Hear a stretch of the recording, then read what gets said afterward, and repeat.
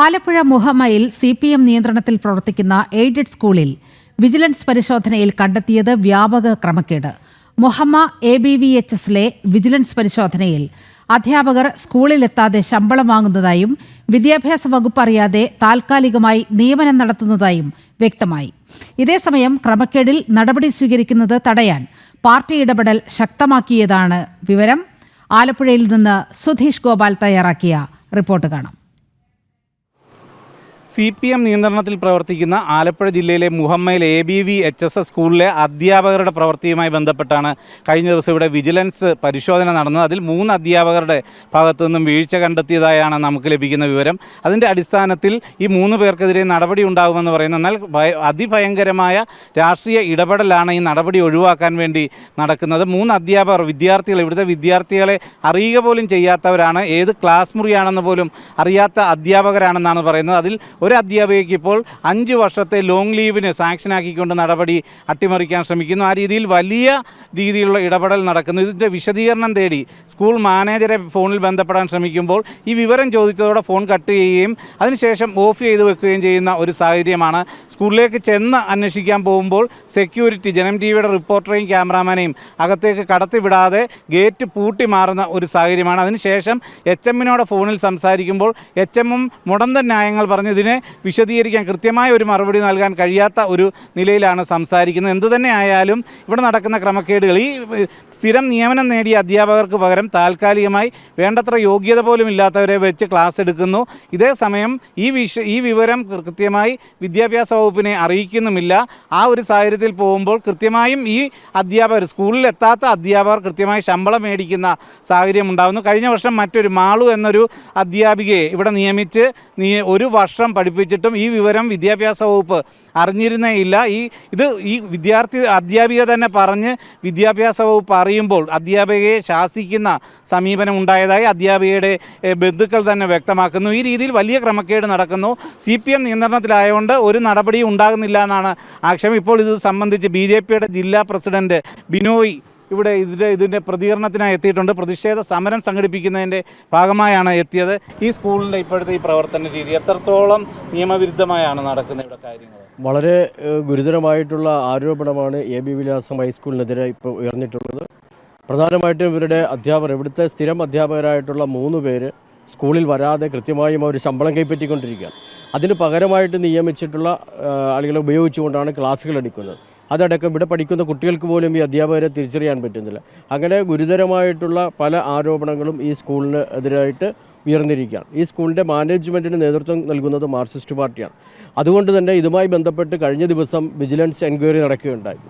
വളരെ ഗൗരവതരമായിട്ടുള്ള ഈ സംഭവത്തിൽ ഇവിടെ നിന്ന് തന്നെ കൃത്യമായിട്ടും ലഭിച്ച അറിവിൻ്റെ അടിസ്ഥാനത്തിൽ വിജിലൻസ് എൻക്വയറി നടത്തുകയും ആ എൻക്വയറിയുടെ അടിസ്ഥാനത്തിൽ ഇവിടെ 3 അധ്യാപകരാണ് സ്ഥിരമായിട്ട് സ്കൂളിൽ വരാതെ കൃത്യമായി ശമ്പളം കൈപ്പറ്റുന്നതായിട്ട് അറിയാൻ കഴിഞ്ഞിട്ടുള്ളത്.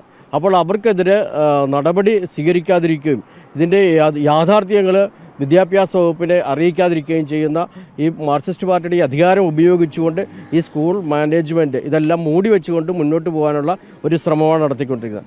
ഇത്തരത്തിൽ വളരെയധികം ആരോപണങ്ങൾ ഈ സ്കൂളിനെതിരായിട്ട് ഉയർന്നു വരുന്നുണ്ട്. ഈ അധ്യാപകരുടെ നിയമന കാര്യത്തിലടക്കമാണെങ്കിലും ഒക്കെ നടക്കുന്നത് വലിയ ക്രമക്കേടുകളാണ്.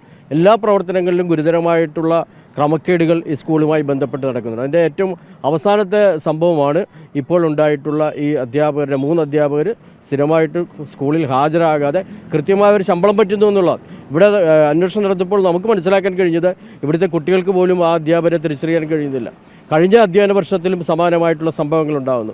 ഓരോ സംഭവങ്ങൾ ഉണ്ടാകുമ്പോഴും ഭരണസമിതി അവരുടെ അധികാര രാഷ്ട്രീയം ഉപയോഗിച്ചുകൊണ്ട് അത് അമർച്ച ചെയ്ത് മൂടിവെച്ച് മുന്നോട്ട് പോകുന്ന സംഭവമാണ് ഉണ്ടായിട്ടുള്ളത്. ഇപ്പോൾ ഇത് അറിഞ്ഞതിൻ്റെ അടിസ്ഥാനത്തിൽ ഭാരതീയ ജനതാ പാർട്ടി ഈ വിഷയത്തെക്കുറിച്ച് വളരെ ഗൗരവമായിട്ട് ആലോചിക്കും.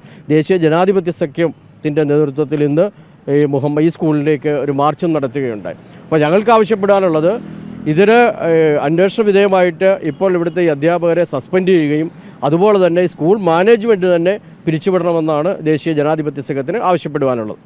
ഇപ്പോഴത്തെ ഇതേ സാഹചര്യത്തിൽ തന്നെ ഇപ്പം DD ഇത് ഇങ്ങനെ വിജിലൻസ് വന്നതുപോലും അറിഞ്ഞിട്ടില്ലെന്ന് പറയുന്നത്. അപ്പോൾ എത്രത്തോളം രാഷ്ട്രീയ ഇടപെടൽ ഇതിൽ നടക്കുന്നുണ്ട്? HM പറയുന്നു വിജിലൻസ് വന്നു എന്നെല്ലാം സമ്മതിക്കുകയും ചെയ്യുന്നു. ഇത് ഈ നടപടികൾ ഒതുക്കാനുള്ള വലിയ ശ്രമമല്ലേ ഇപ്പോൾ നടന്നുകൊണ്ടിരിക്കുന്നത്?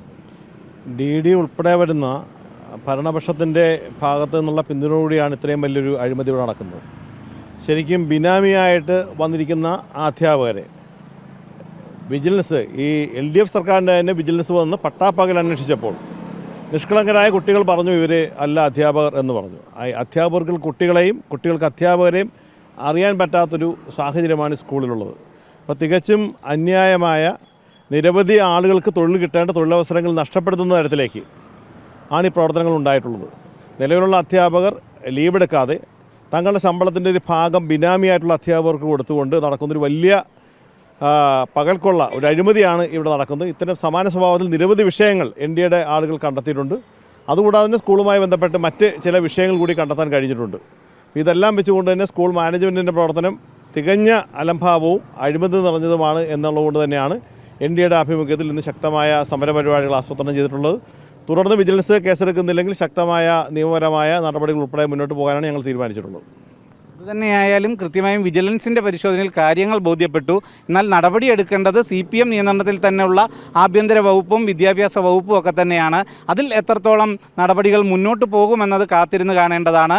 ഇത് ഒരു CPM നിയന്ത്രണത്തിൽ പ്രവർത്തിക്കുന്ന സ്കൂളായതുകൊണ്ട് തന്നെ അതിനെ ഏത് രീതിയിലും സംരക്ഷിക്കാനുള്ള നീക്കം വളരെ വ്യക്തമായി തന്നെ ആർക്കും ബോധ്യപ്പെടുന്ന രീതിയിൽ പരസ്യമായി നടത്തുന്നു എന്നത് തന്നെയാണ് നമുക്ക് പറയാൻ കഴിയുന്നത്.